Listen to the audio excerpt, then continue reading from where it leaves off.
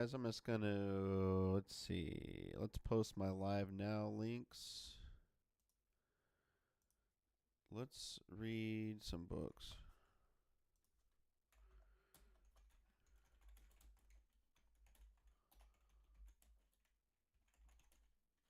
Reading a couple,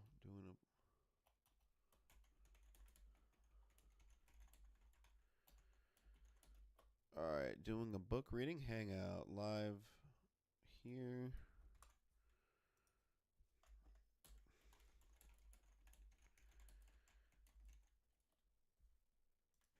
Alright, there we go. Posted to X and Blue Sky. What's up? What's up? Beep beep beep beep beep beep. Welcome to the stream. Welcome to the stream. Welcome to the stream. Excuse me. Got some stuff in my throat there. Da da da da da da da da.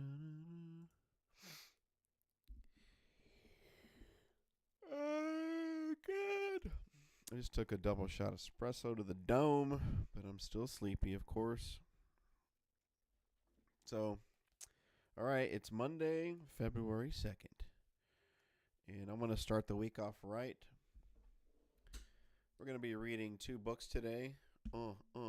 One is about some history in Nicaragua, especially United States imperialism in Nicaragua, called Sandinista Speak. The other book I'm going to be reading, select reading, of course, 50 key video games. I'm reading it in chronological order, or by year, by decade kind of thing. And I'm going to be reading 3 more key video games with some cool statistics on those. Some cool developmental history and whatnot. So, but all right. So today, guys, I'm going to start the next chapter of Sandinista Speak. What have we learned so far, guys? Well, the United States installed a dictatorship, the Somoza dictatorship, for over 50 years. And this book is by these gentlemen here who helped overthrow that dictatorship. U.S. backed, by the way. The statistics of how harrowing life was under that rule was really horrifying. Literacy rates, disease, just how poor the working class people were, and how the Somoza dictatorship pretty much kept all the funds to themselves. They had most of the land, they controlled the media, etc. So, guys, you get real interviews from a group of revolutionaries. This is so cool, man. Like, you'll never see this. If you Google these names, you probably won't be able to find much. It'll be censored, like on YouTube, etc. So I find this really fascinating, man. These are people that just stuck it to the man and kicked out the capitalist dogs, the right-wing dictatorship that the United States backed. So, really cool viewpoint. And last chapter, we did one interview. This chapter is titled Nicaragua, the Strategy of Victory. And this is an interview with Humberto Ortega. So, I don't speak Spanish the best, so I'll do my best to pronounce these names. But let's begin this chapter on page 53. Humberto Ortega is a leader of the FSLN and the commander-in-chief of the Sandinista People's Army. This interview, conducted by the exiled Chilean journalist Marta Harnecker, originally appeared in English in the January 27th, 1980 issue of Granma, Granma. Minor stylistic changes have been made for consistency and readability. So let's start. They go back and forth in this interview, guys. So I'll just say Marta, and then I'll just say Humberto, so you know who's speaking. So let's start off with Marta. The armed struggle of the Nicaraguan people for liberation has been a long one. I have read your book, 50 Años de Lucha Sandinista, 50 Years of Sandinista Struggle, in which you described the highlights of the struggle up to 1975. However, 2 years ago, there seemed to be little likelihood that victory would be obtained so quickly. What made possible the big gains registered by the revolutionary process which led to the overthrow of Somoza and his regime? Humberto says, well, before I answer your question directly, I would like to briefly sum up the key points of the book you mentioned, though this is very hard to do without falling into oversimplifications and omissions. The revolutionary movement, which took shape in our country in the 30s as a result of Sandino's struggle, and Harnecker comes in, she asks, which took shape or began? Ortega says, well, we say it took shape because it summed up all previous efforts at revolutionary struggle in Nicaragua. And because Sandino assimilated the most revolutionary ideas of his time, it was able to integrate them into our historical process. He undoubtedly began it, in the course of its development, he included a number of political, ideological, anti-imperialist, internationalist, and military facets. That is what we mean by the movement taking shape. That is, the struggle Sandino carried out against the Yankees for 7 years left us with a number of historical and programmatic elements and revolutionary views which we assimilated. We must bear in mind that if we include Sandino's movement, by that time there had already been 33 armed movements against imperialism and the oligarchy, headed by the liberals, who upheld revolutionary positions in that period. The struggle Sandino led suffered a bitter setback as a result of his death and that of other members of his general staff. Just pause real quick, guys. So Sandino, he was one of the earlier revolutionaries, but he got assassinated by the United States, the West, the Marines, and the Somoza dictatorship. So just to remind you who Sandino is. Okay, continue. However, in one way or another, the people always reacted against the oppression. The reaction was poor, limited, and fragmented, but it increased little by little. The most significant upsurge in these struggles took place in the 50s, the decade when Anastasio Somoza Garcia, founder of the tyranny, was executed by Rigoberto Lopez Perez. And then there's a footnote, guys. There's an asterisk. Let's read the asterisk. In 1956, the poet Rigoberto Lopez Perez walked into a public affair for Somoza in the city of Leon and shot the dictator 4 times. Somoza later died from his wounds, and Lopez Perez was killed on the spot by the dictator's bodyguards. Wow. That's really brave, man. That's what revolutionary is all about, guys. Really cool stuff. Rest in peace, Lopez Perez. All right, let's continue. Okay. He says, it was an individual action, but it was not simply a case of tyrannicide. As Perez himself put it, it turned out to be the beginning of the end of the tyranny. Then, in 1958, while Fidel was in the Sierra Maestra, an armed movement led by Ramon Raudales began. In the following year, it was the guerrilla group led by Carlos Fonseca. From 1958 to 1961, there were 19 armed movements that sought to do battle against the dictatorship. The victory of the Cuban Revolution caused a tremendous political upheaval. It made a big impact on our people, who witnessed a practical example of how it was possible to overthrow a tyrant. The 1959 to 60 period was one in which conditions were created to set up a revolutionary vanguard that could lead the popular and revolutionary war in the same way and with the same effectiveness as Sandino. In 1961, the Sandinista Front emerged from several armed groups as an alternative to the forces that, at the time, led the struggle against Somoza, the so-called historical parallels or liberal conservative forces. The Sandinista Front was a new alternative, but at the same time it followed up on the legacy of the revolutionary movement Sandino started. After it was founded, there was a long period in which, in addition to very important organizational and military experience, which was of great value for the future of the movement, the FSLN acquired moral standing, dedication, tenacity, and set an example which made it possible to reach out to the masses, organize them, and win their confidence. During that period, the repression of the regime was focused on the guerrillas. The most important operation carried out by the front to make itself known to the world was undertaken on December 27, 1974, when a house full of top officials of the regime was taken over. Okay, there's a footnote, there's an asterisk. Let's read the asterisk real quick.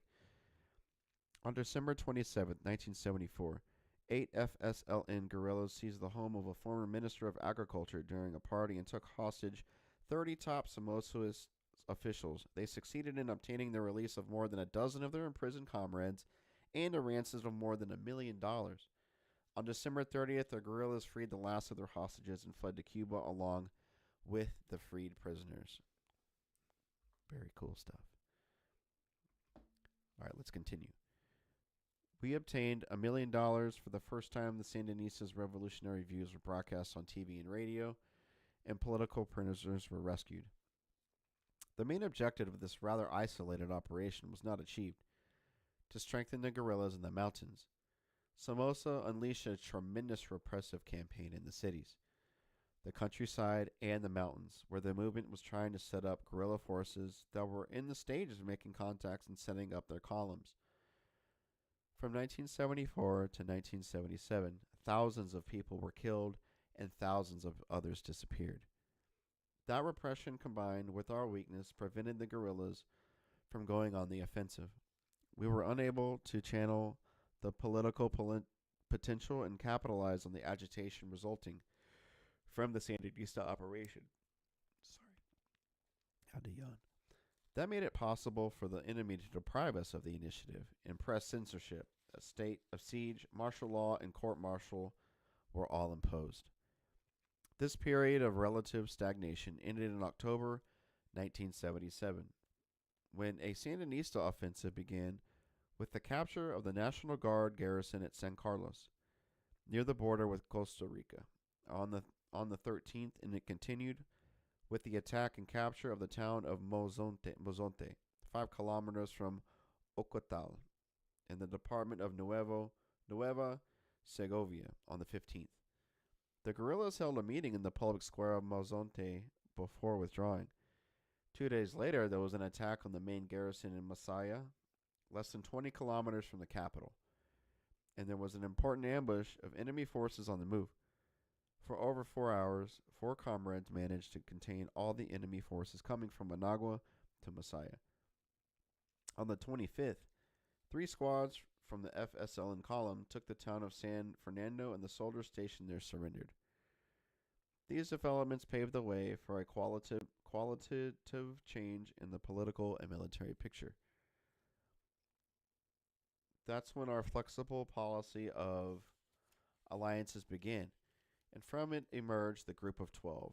Let's read the asterisk there. The Group of 12 was a block of intellectuals, professionals, and businessmen who came together in late 1977 to oppose the Somoza dictatorship and to call for FSLN participation in any post-Somoza government. Harnecker asks, but what made possible the events of October 1977?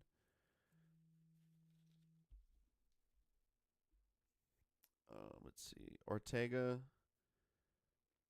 replies, October 1977 came about thanks to an offensive shift that was given to the armed struggle at a time when the crisis with Somoza's regime was very acute. Following the 1972 earthquake, the situation of Somoza's regime became more acute and bureaucratic, and military corruption more widespread. While this administrative corruption chiefly affected the masses, it also began to affect the petty and intermediate bourgeoisie, thus increasing the scope of opposition to the regime.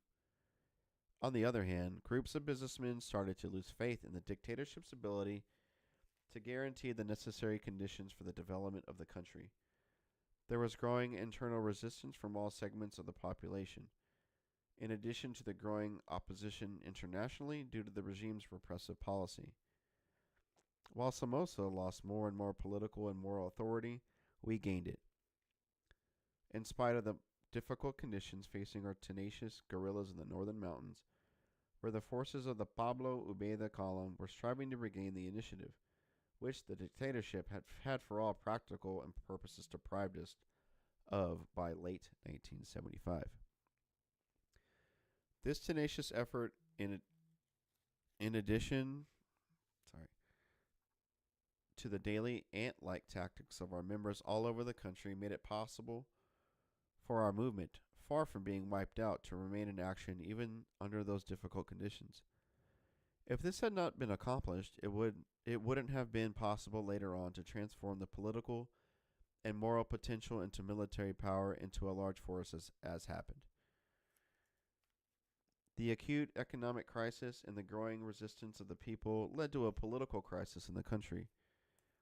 Business groups, which until then had adjusted their interests to the terms imposed by the dictatorship, shifted to a position of overt opposition. A group of members of the Conservative Party, led by the editor of La Prensa, Pedro Joaquin Chamorro, joined the Democratic Union of Liberation, UDEL, an anti-Somoza opposition organization led by dissatisfied sectors of the bourgeoisie. UDEL demanded political and trade union freedoms, an end to the press censorship, the state of siege, and the repression, and called for amnesty and a general pardon for political prisoners and exiles. In mid-1977, there was great political activity among the bourgeois opposition, resulting from the shift given to U.S. foreign policy by the Carter administration. I'm just going to turn my mic up just a little bit here. Turn my mic up. Imperialism and reaction were seeking ways of making changes in the regime without touching the basic strings of power, the tremendous economic and repressive power of the National Guard. The political situation forced Somoza to try to improve his image. On September 19th, the state of siege and martial law were lifted, and the dictator convened municipal elections. We must keep in mind that these efforts at democratization or overhauling took place in 1977, when imperialism and reaction were convinced that they had been able to wipe out or practically wipe out the FSLN. From 75 to 77, they had played all their cards to try to crush us militarily. In order to do so, they devastated vast portions of the countryside. Repression was stepped up in the cities, and courts martial were instituted. Nearly all our leaders, Carlos Fonseca, Eduardo Contreras, Carlos Aguero, Edgar Monguia, and Filemon Rivero, had been killed. It was very difficult for the FSLN to mount a military response, and that response was very limited. Somoza and the Yankees swore that they had eliminated us and, therefore, that we would be unable to serve as a catalyst for the crisis. When they felt that we were hard hit, scattered, and divided, they decided it was time for a democratization plan. Maneuvers that we decided to go on the offensive, militarily speaking. We regained the initiative which we had taken on December 27th, 1974. But this time we aimed to avoid losing it again. We didn't have a big mass organization, but we did have our activists and the organizational potential, which little by little allowed us to organize and mobilize the masses. We didn't have superior forms of organization of the vanguard, but we did realize that, given the situation, military action would allow us to make our presence felt in the political and organizational fields, paving the way for the establishment of an insurrectional strategy. Hardnecker asks, how could you have decided on an offensive if the front was in such a precarious situation? Ortega says, it's true that we were in a precarious situation, and that in spite of our efforts, we were unable to stay on the military offensive. In practice, we were on the defensive, and we had to try to overcome that situation while avoiding the twin pitfalls of adventurism and an overly conservative analysis of this difficult and precarious situation. In order to undertake offensive operations, we had to overcome a certain conservative frame of mind which led our movement to passively accumulate forces. When I say passive, I mean in general, not in particular, because there were operations in which we regained the initiative, militarily speaking. Harnecker asked, could you explain further what you mean by passive accumulation of forces? Ortega replies, what I mean by passive accumulation of forces is a policy of not getting involved in the conjunctures, of gaining strength while standing on the sidelines, a passive policy of alliances. It's a passive view which holds that it is possible to pilot weapons and gain in organization and number without fighting the enemy, while sitting on the sidelines, without involving the masses. Not because we didn't want to do so, but because we felt that if we showed our claws too much, they would come down hard on us and shatter the movement. We knew we would be going on the offensive under difficult circumstances, but we knew we had the necessary minimum of resources to tackle this new stage.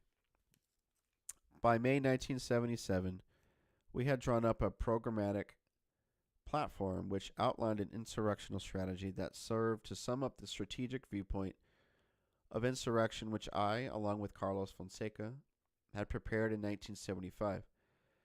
This was in turn an outgrowth of the efforts made along these lines after the death of Oscar Turcios and Ricardo Morales in September 1973 following the Chilean coup. This marked the start of the debate within our ranks over the two strategies: guerrilla warfare centered in the mountains on the one hand, and armed struggle focused on the masses on the other. That was the first debate. It was a bit immature and categorical. It's either the mountains or the cities. Raising this question as one or the other was not correct. Harnecker asked, I'd like to know why you associate the masses with the cities and not with the guerrillas. Ortega replies, the truth is that we always took the masses into account, but more in terms of their supporting the guerrillas so that the guerrillas as such could defeat the National Guard. This isn't what actually happened. What happened was that it was the guerrillas who provided support for the masses so that they could defeat the enemy by means of insurrection. We all held that view, and it was practice that showed that in order to win, we had to mobilize the masses and get them to actively participate in the armed struggle. The guerrillas alone weren't enough, because the armed movement of the vanguard would never have had the weapons needed to defeat the enemy. Only in theory could we obtain the weapons and resources needed to defeat the National Guard. We realized that our chief source of strength lay in maintaining a state of total mobilization that would disperse the technical and military resources of the enemy. Since production, the highways, and the social order in general were affected, the enemy was unable to move his forces and other means about at will because he had to cope with mass mobilizations, neighborhood demonstrations, barricades, acts of sabotage, etc. This enabled the vanguard, which was reorganizing its army, to confront the more numerous enemy forces on a better footing. Getting back to what I was saying, the reactionaries were planning to cope with a crisis and come out on top. We realized what was happening, took note of the fact that the enemy had taken a step forward by lifting the state of siege and was considering an amnesty, and saw that if this happened, we would be in a difficult position. So we decided to speed up the offensive. Harnecker says, an offensive which, as far as you are concerned, was limited. Ortega replies, well, since we had never experienced an insurrection, we felt that was the way to mobilize the masses to support those operations. But practice showed us that we were still unable to meet all the conditions required for our response by the masses so that the drive would take on an insurrectional character. 2 years had to pass before this was accomplished. This offensive took place as part of an insurrectional strategy, but it was not an insurrection, although we called for one. As it turned out, these operations served as propaganda for insurrection. Harnecker asked, did you consider what failure would have meant? Ortega replies, yes, we did. If we failed, it would be a terrible blow for Sandinismo. We had to run the risk. We knew we wouldn't be wiped out because we knew our enemy. Of course, there was always a risk, but being wiped out without going on the offensive was worse than being wiped out on the offensive because by fighting we could begin a process leading to victory. If we didn't take the political and military offensive, defeat was certain. That was the problem we faced. Harnecker asked, then you don't feel the October operations were a failure even though the insurrection didn't come about? Ortega replies, we view October as a historic achievement because, first of all, it enabled us to defeat the imperialist scheme. When the enemy felt that we had been destroyed, we appeared on the scene stronger than ever. We struck harder blows more than ever before. They were surprised when we began operations in the cities because they thought the cities were sacred. On the other hand, although there was a crisis, the masses did not react to it. All they could see was that the vanguard was being hit hard. These operations served to restore Sandinismo's hegemony over the masses and the confidence of the masses in their economic and political struggles. This led the regime to make serious mistakes, the biggest one being murdering Pedro Joaquin Chamorro on January 10, 1978. This assassination led the masses to take to the streets for the first time to express their long pent-up feelings of support for Sandinismo. So we can say that October served to deepen the crisis, which imperialism and reaction were on the brink of turning to their own advantage. Harnecker asked, when did you start preparing for the October operations? Ortega, even before May 1977, we were acquiring weapons and laying the political and strategic groundwork, like the programmatic platform I mentioned, trying to see how we could organize the people who shared our views. We reacted to the situation with what we had given the situation. We had been stockpiling for something bigger, but you can't stockpile on the sidelines because you never really stockpile. We plunged into the offensive realizing that our effort would bear fruit because we took note of the prevalent crisis, the enemy plots, the fact that we were on the defensive and had to respond then and there. Had we been conservative and said, no, we'll stockpile in silence, we would have lost our chance to the enemy, and he would thus have been able to eliminate us once and for all, or at least put us out of action for a long while, because the people would have been confused by the regime's granting a few concessions, and it would have been harder for them to understand our views.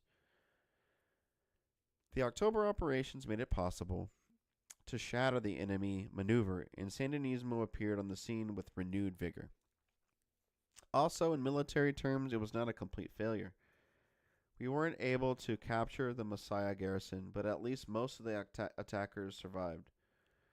In the north, the guerrillas remained active from October to May 1978 on what was called the Carlos Fonseca Northern Front. A few comrades were killed in the attack on San Carlos, but it was a military victory for us. We weren't able to hold on to it, but it wasn't like the attack on the Moncada in Cuba in 1953. Let's read this asterisk right here.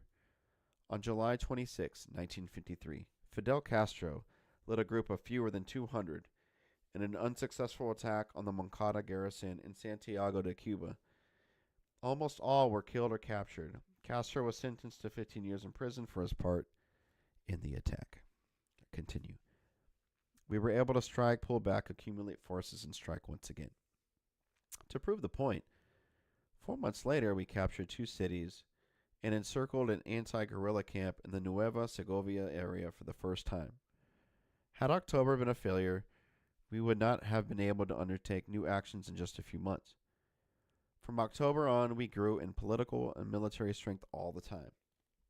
Harnecker asked, what about the masses in October? Ortega. In October, there was no mass response as far as active participation was concerned. Harnecker. Then there were actions by a vanguard only? Ortega. Yes, by a vanguard, which not only contributed to sharpening the crisis, frustrated the schemes of reaction, and enabled the vanguard to gather renewed strength. but also began to strengthen a series of activities that the masses had been carrying out, in spite of the repression, in which consisted of struggles for social gains, trade union and political struggles. Therefore, these actions strengthened the mass movement, which later became openly insurrectional. Harnecker. But didn't the offensive lead to the adoption of even more repressive measures by the dictatorship? Ortega. Yes. In its desperation, the regime adopted a series of indiscriminately repressive measures. The revolutionary movement was brutally repressed by the Somoza regime. The repression that had been gradually increasing became even sharper in retaliation for the October operations. Harnecker. In that case, wouldn't your operations be considered a sign of adventurism, resulting only in even stronger repression against the people? Ortega. Yes, some sectors of the left that were engaged in setting up trade unions, etc., claimed that those actions had destroyed their organization and the resurgence of the mass movement, but this wasn't so. It is true that the repression would affect the open, legal organization of the masses, but it wouldn't affect their organization under really revolutionary conditions. To go along with such claims would mean falling prey to the big show the imperialists were mounting with all the talk about the bourgeois democratic way out, in which the trade union movement was to participate. For us, it was preferable that such a castrated trade union movement not be formed. Summing up, the big jump ahead occurred in October of 1977, and this sharpened the crisis. Then came the assassination of Pedro Joaquin Chamorro, which made the situation even worse.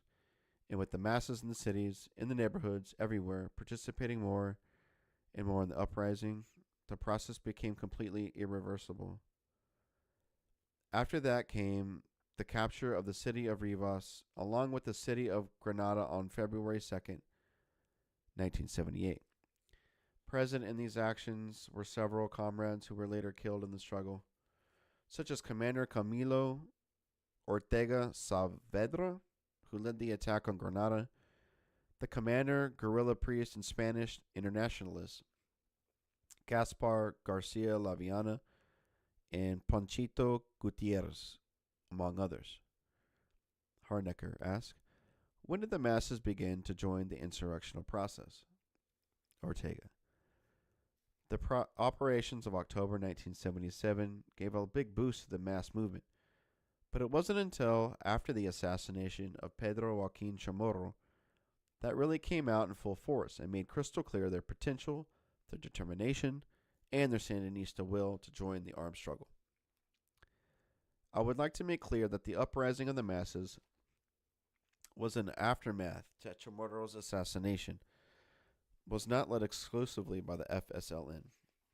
Harnecker. Was it a spontaneous action? Ortega. It was a spontaneous reaction on the part of the masses, which in the end, the Sandinista Front began to direct through its activists and a number of military units. It was not a mass movement responding to a call by the Sandinistas. It was a response to a situation that nobody had foreseen.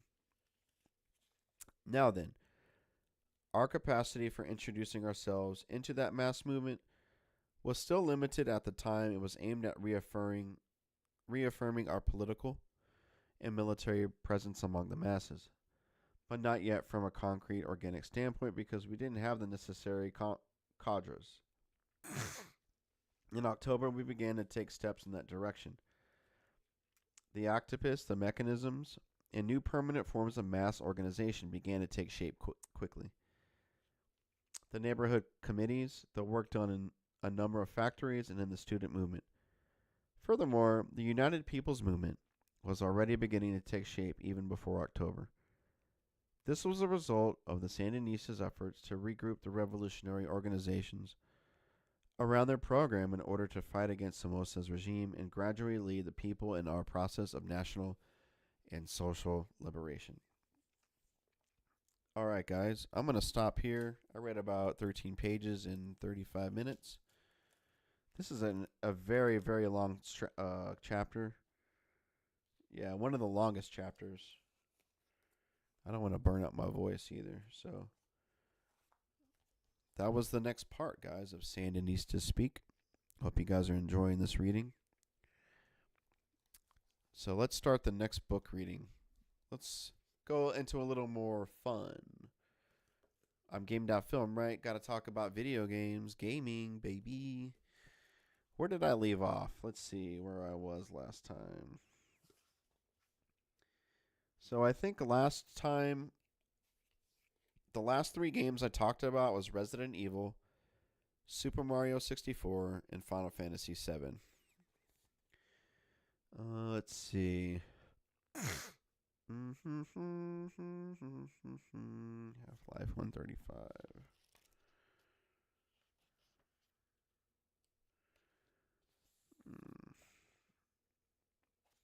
All right. So let me take a quick pee break, and we're gonna read 3 games from 50 Key Video Games. We're gonna start in the late 90s, late 1990s. So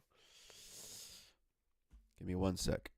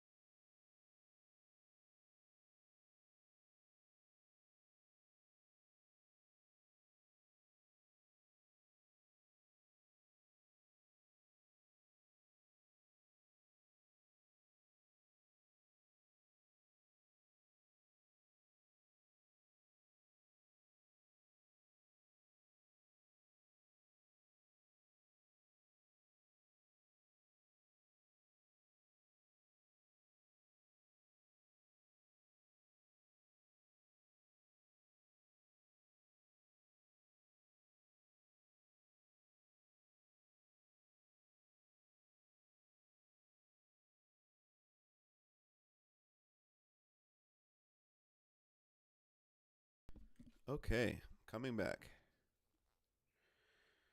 Do, do, do, do, do, do, do. Um, um, um, um, um, um,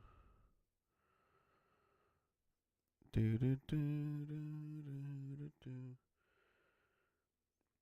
Mhm.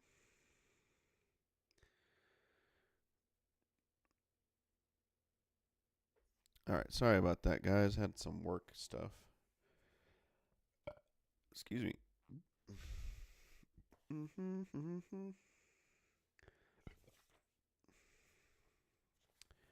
All right, so let me get ready to continue the next book reading. Let me update my stream information here on X and Blue Sky.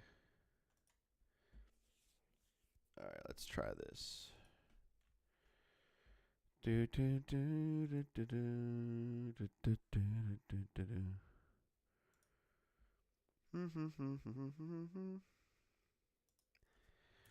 Starting the second book.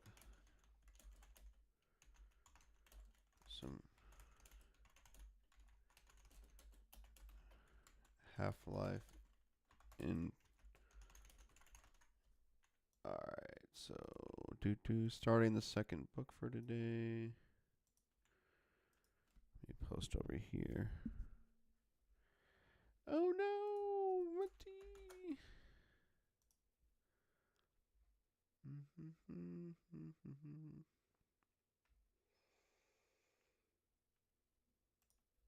Okay, there we go. Da da da da da da da da. Alright. Hello. Alright, guys, so we're going to read 3 more games from 50 Key Video Games. We've been starting from the early 1970s and slowly working our way through the years and decades. We've made it to 1998. The first game I'm going to talk about today is Half-Life from 1998. And let's choose the 2 other games while we're here. Need for Speed 3, StarCraft, The Sims 4, Animal Crossing, Bejeweled, EVE Online. Let's do Animal Crossing because I never played it. I'm trying to read games that I played and I'm familiar with, but hey, man, everyone loves Animal Crossing, and I'm curious to know some developmental history and facts about it. But let's start with Half-Life, okay? This is from page 135. Players, journalists, and scholars have praised Half-Life from Valve, 1998, for many reasons, including its artificial intelligence. Enemies work together to coordinate their attack, and guards follow and protect the playable character. Its art direction, the eerie atmosphere, and gritty realism of the Black Mesa Research Facility, as well as its contribution to the modding landscape by turning some mods into retail games such as Counter-Strike. Its narrative was also widely acclaimed, but the common view has never been that Half-Life presents a remarkable story. In this first-person shooter, we play as scientist Gordon Freeman, who has to save himself from a disastrous scientific experiment which has created a portal between an alien world and his workplace, the Black Mesa Laboratories. Bloodthirsty aliens are now teleporting everywhere in this research complex, and the military has come to clean up the place, killing both aliens and scientists on site. Freeman must safely go through various sectors of Black Mesa to locate and exit, retaliating against human and non-human enemies thanks to a significant arsenal, ranging from common military weapons to experimental firepower, not to mention his famous crowbar, useful to bash head crabs, and make one's way through boxes, gates, and windows. Meeting surviving colleagues along the way, Freeman finally finds a way to stop the vicious aliens from traveling to Earth. This is not a groundbreaking story, nor is it that different from what first-person shooter aficionados were accustomed to at the time. It reminds one of Doom, ID Software, 1993. with its space marine having to take care of murderous monsters which, following a technological failure, started showing up on human facilities set on Mars' moons. In both cases, it comes down to saving mankind after science went too far. What is impressive with Half-Life is rather how it presented its story in an area where action games were still struggling to effectively implement narratives. Cutscenes, levels, textual windows, and extra diegetic elements were largely left out of the game. Half-Life rather resorted to devices that contributed to constructing a cohesive space, continuous time, and actional uniformity, thus generating ludo-narrative harmony, in which gameplay and narrative are united instead of clashing with each other or simply being disconnected. Three devices are especially relevant to the game's ludo-narrative harmony: environmental storytelling, mimetic narration, and aesthetics of continuity. In an attempt to weave parts into a whole, Half-Life evolved the first-person shooter genre. All right, let's read the next bullet point. That was the introduction. To understand how Half-Life is a major step in the evolution of first-person shooters, it is important to make a couple of remarks on the development of genres. As a biological metaphor to describe genres, the term evolution has been historically contested in fields such as film and literary studies. Despite this reluctance, Arsenault has pointed out that we should not get rid of it and make the mistake of claiming that genres do not evolve in some ways, and that games are devoid of any generational gap between them. Key first-person shooters such as Doom, Half-Life, and Halo are not experiments made in isolation from each other, without any family ties. They share a lineage that can be traced in the production problems they all faced and the solutions they came up with. If we argue that for its time, Half-Life exemplifies a form of evolution of first-person shooters, as we do here, we have to identify what solutions it provided to a historically situated problem typical of its genre, and how successful it was in doing so.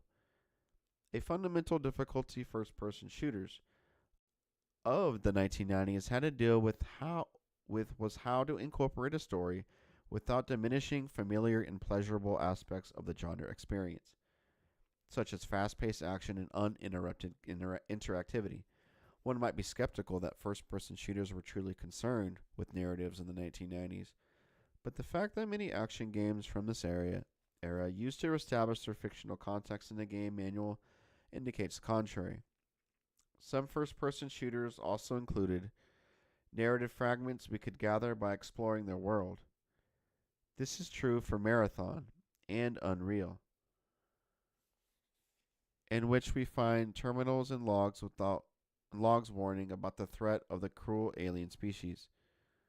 However, these solutions kept the game's narrative separated from gameplay. They asked players to stop engaging with the 3D environment to read static paragraphs. Instead of going that route, Half-Life adopted a different approach. Alright, let's read the next bullet point, guys. And it says, when narrativity and interactivity collide. Environmental storytelling. Half-Life's ludonarrative harmony is well served by its environmental storytelling. As an alternative to the usual opening cutscene, the game begins with a fairly long sequence in which we are free to move and look around as Freeman takes a tram ride in Black Mesa's underground facilities to go to work. A robotic voice greets us with safety measures and factual info about Black Mesa while the tram traverses various sectors.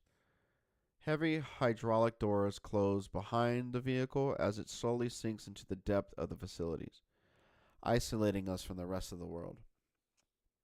If we are attentive to what is outside the tram, we might get a glance of radioactive pools, gigantic pistons producing lightning bolts, and machines welding steel and transporting crates.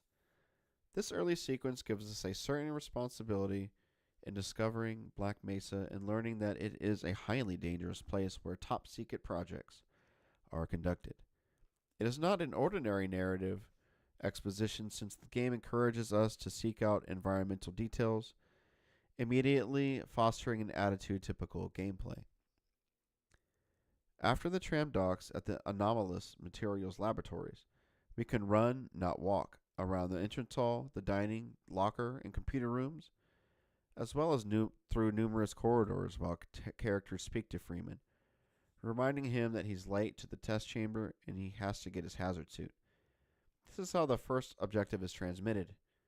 We may ignore the security guards and scientists we stumble upon, but if we are confused, it is probably because we disregarded what they had to say. We are not reminded of our goals in any other way. No textual message urges us to get back on track. Nothing interrupts us from our exploration, besides walls and locked doors.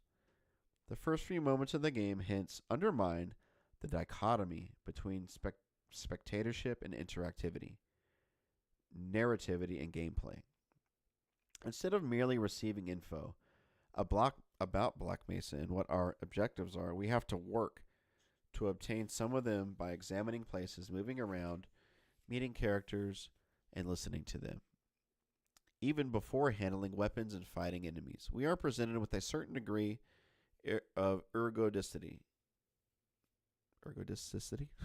thanks to the environmental storytelling. The next bullet point is mimetic narration. The next one after that is aesthetics of continuity. And the conclusion. As I've noted before, guys, I'm not reading every bullet point because I want you guys to check this book out. And that's it for Half-Life. Let's move on to the next game, which is Animal Crossing. Let's read about Animal Crossing. I'm curious about this. Page 21. Animal Crossing from 2001. Intro. Nintendo GameCube's Animal Crossing is cute. Seriously cute. Overwhelmingly cute. It is a game in which you play a stylized human with a giant head and big eyes who, as a mayor, looks after a village full of anthropomorphic animals. As a player, you can chat with villagers, exchange gifts, plant trees, flowers, collect bugs, fossils, and fish, and design and style your home. The gameplay is one which lends itself well to practicing cuteness, and that's what this chapter is about. And no, this chapter won't try to make the argument that it was the first cute game, nor the best cute game, but rather simply that Animal Crossing is cuter than Mario in a Tanuki suit and we should talk about it. Of course, we could justify Animal Crossing's place in this list of key video games because of its popularity, legacy, or financial success, but that would be missing the core of its contribution to this book and to games as a field, cuteness. In 2001, the top 3 Metacritic titles as listed on their website in 2021 were Tony Hawk's Pro Skater 3, Grand Theft Auto 3, and Halo Combat Evolved. And while these are legendary games to be sure, they aren't cute. In a market which was dominated by extreme sports, extreme crime, and extreme violence, there's Animal Crossing, the antithesis of extreme anything.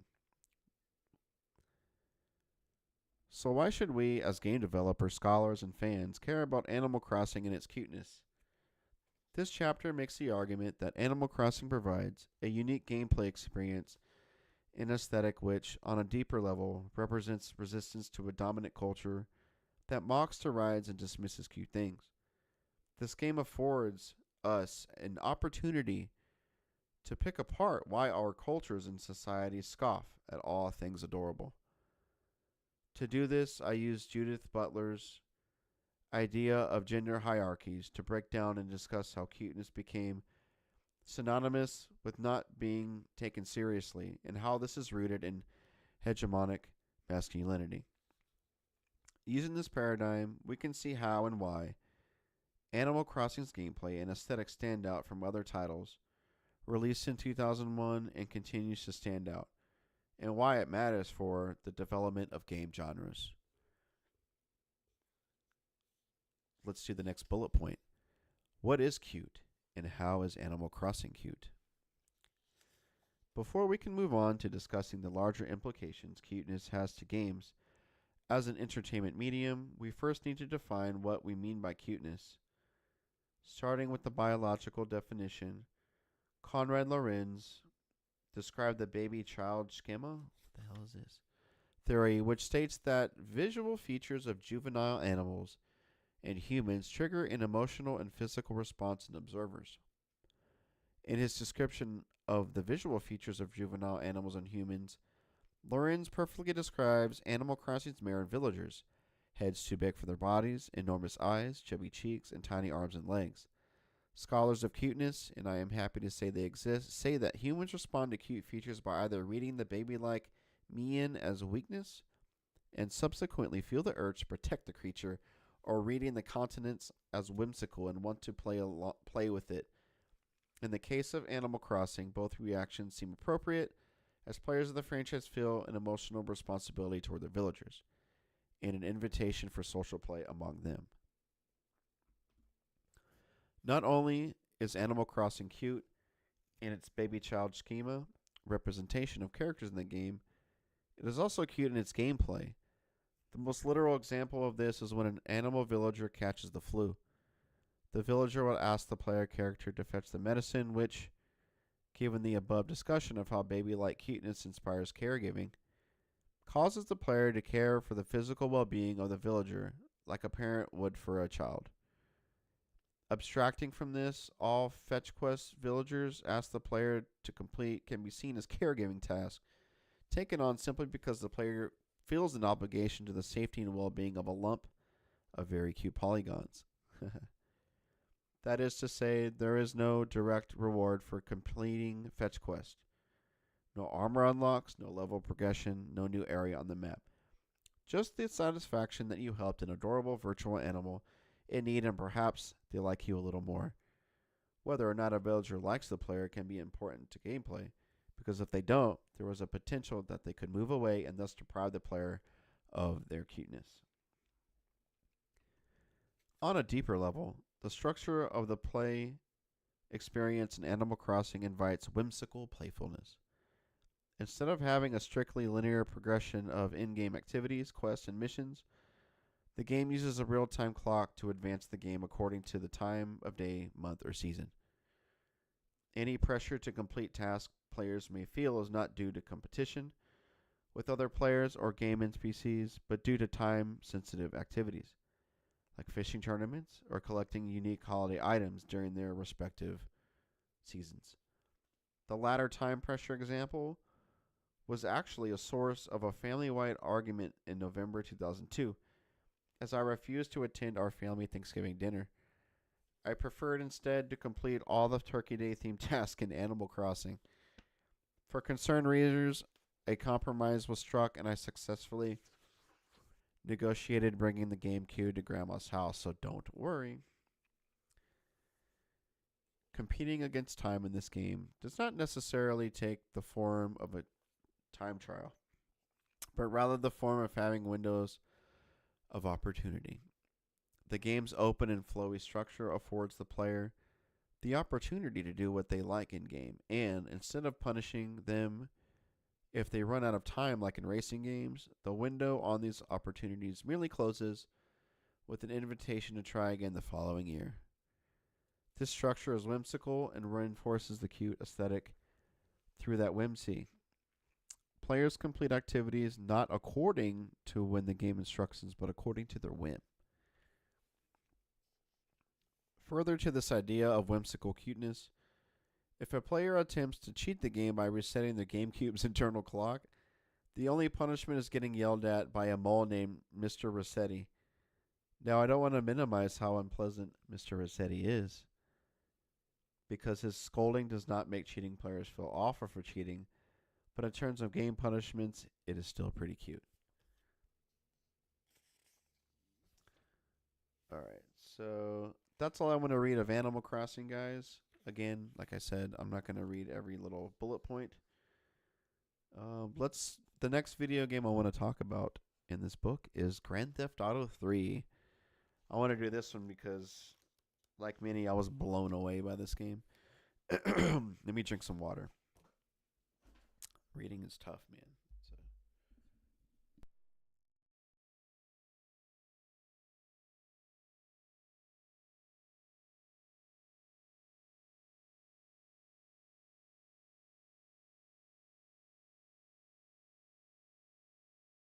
all right.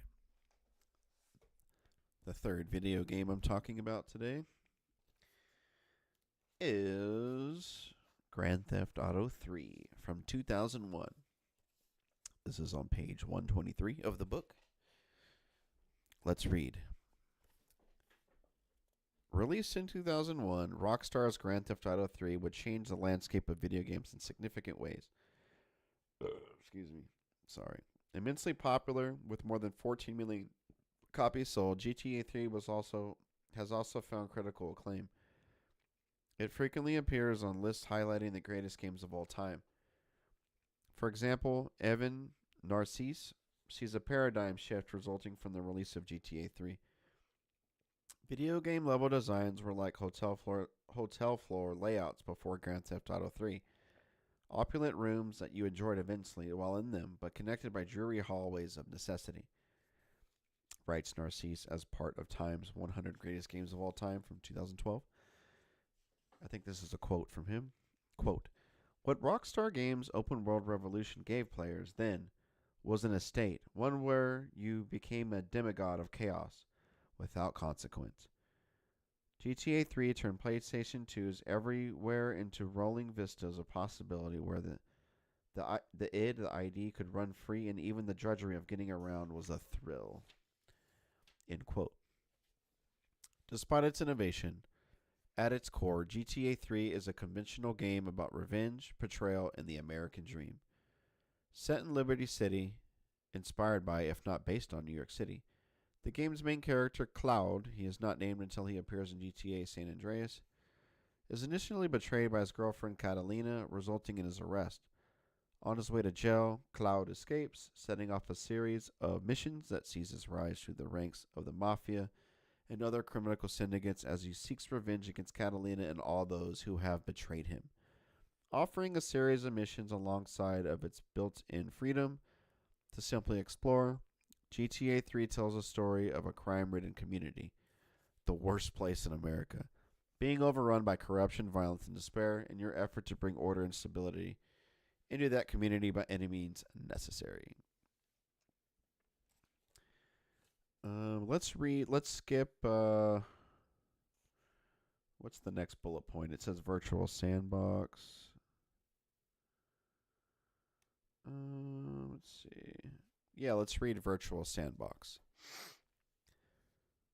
Describing it as a masterpiece of interactive design, as creating a highly traversable space where players are offered a world of unscripted, performed free play within a highly articulated place. Sorora Murray argues that while GTA 3 prompted debates about racial and gender representation and, at times, hyperbolic discussions over violence, its spatial and temporal organization embodies the most transformative and powerful intervention in game design. GTA, through a simulated, realistic sense of space and time, conveys an expansive sense of place. A player's ability to act within a gaming environment is made palpable through the successful combination of image, tactility, and sound, writes Murray. It represents a compelling human-computer encounter between informational space and lived space.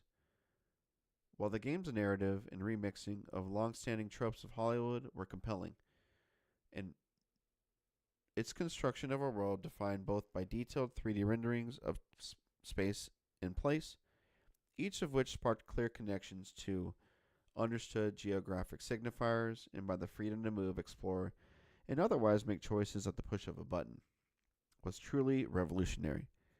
Whether stealing an ambulance, walking the streets of Liberty City, or starting up a side mission, GTA 3 changed the gaming world by providing ample choices and freedom alongside of its structured narrative and clear objectives. Structured and unstructured, nonlinear yet propelled by the completion of missions, offering a clear rendering of space and the freedom to either go on a murderous rampage or simply drive around the city to go see the sights, GTA reimagined interactive play. Scholars and gamers alike have celebrated the game for its design, for its aesthetics, and for creating a world defined by freedom and movement. Ushering in an area of games focused on organized crime, on urban life, or what S. Craig Watkins describes as the ghetto-centric imagination, GTA would provide a template for future game designers that built upon the popularity of hip-hop and the long-standing cinematic crime genre. It would also spark endless debates, discussions, scholarly inquiries, and reflections about the impact of the game, on its message and ideology, on whether it was harmful or dangerous. In many ways, the game's importance stems from it being a vehicle for broader debates about video games and popular culture, about violence, sexism, racism, and the gaming industry. While some critics and scholars would lament the game's embrace of societal sexism, others celebrated the game's innovation as a satirical commentary of society's ills. So the next bullet point is social commentary or the glorification of violence. The next one reads A White Man's World. And the last one is Paradigm Shift. So I'll let you guys buy that book and check out those. All right, there you go. Talked about 3 video games today, guys. Half-Life from 1998, Animal Crossing from 2001, and GTA 3. That was from 2000. What year did that come out? I just read it. Grand Theft Auto 2001. Jeez, Grand Theft Auto 3, man. I was in I think my freshman year of high school when that came out. That's crazy. All right. Well, there you go, man. Got about a 1-hour book stream, guys. Today, I read about United States imperialism in Nicaragua and talked about some key video game history. Boom. That's it for the book reading of today's stream, guys. I'm going to go get a snack, and I want to prep for the next stream. I'm currently playing a new indie horror game called Wicked Seed. It plays similar to the survival horror games, but Parasite Eve, the PS1 classic, the combat is very similar. So I hope to stream that here soon. Keep an eye on I'm across all social media, so I'm always posting when I'm streaming. I'm going to try and come up with a stream schedule, guys. Thinking 5 days a week. Yeah, I just need to figure out times. So, all right. Thanks for watching, and I'll upload this to YouTube to edit it down a little bit, okay?